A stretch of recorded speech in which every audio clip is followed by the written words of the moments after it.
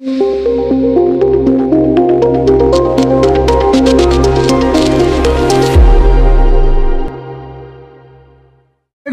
नव्हे तर पुणे जिल्ह्याचं नव्हे तर महाराष्ट्राचं नाव अख्ख्या जगामध्ये त्यांनी लौकिक केलं आणि मने आपल्याला अचानक सोडून गेला।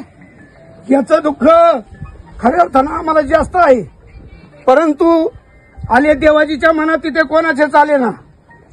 मने तर मी परंपरेनं कायम सांगत आलो, जवळेकर घराण्यामध्ये मने हा पशु म्हणून फक्त जन्माला आला, पण राजू शेठ जवळेकर आणि बाळासाहेब जवळेकर यांचा एक धाकटा बंधू म्हणून या मन्यानं या गावाचं, तालुक्याचं, जिल्ह्याचं नवे तर आमच्यासारख्या सर्व तरुणांचं नाव महाराष्ट्रामध्ये कान्याकोपऱ्यामध्ये लौकिक केलं।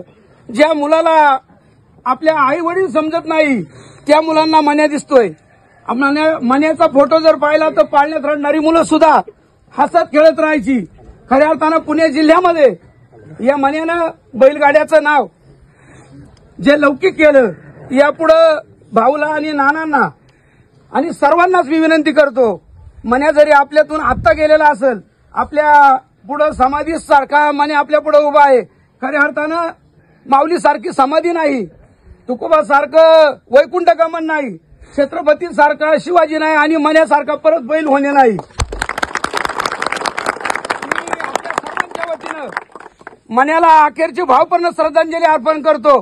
प्रामुख्यानं खेड, हवेली, मावळ, मुळशी, शिरूर, आंबेगाव सर्व तालुक्यामध्ये राजू शेठ वसंतराव जवळेकर आणि कैलासवासी सदाशिव महिपती लांडगे या जुगलबंदीचा आज चाक मोडलेला आहे।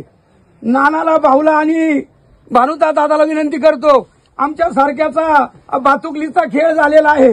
आम्हाला यापुढे परत तुम्ही सर्वांनी विचार करून मन्यासारखा परत मन्या आम्हाला सर्व तरुणांना आणून द्यायचं काम तुमचं आहे, त्याला जोपासण्याचं काम आम्ही करू अशी सर्व तरुणांच्या वतीनं मी या दोन्ही चारही घरांना आणि अमोलदादा पवार, खऱ्या अर्थानं या गावचे सरपंच राजू शेठ टाकळकर यांना सुद्धा प्रामुख्याने विनंती करतो, आमच्या जीवाचा जिवलग मित्र नंदकुमार सुर्वे आणि सदाशिव महिपती लांडगे बैलगाडा संघटनेचं प्रामुख्यानं ज्यांनी नाव महाराष्ट्रामध्ये लौकिक केलं असे भानुदादा लांडगे, आमचा सर्व बैलगाड्याचा तवकाल तारा म्हणलं तर अभावच आहे।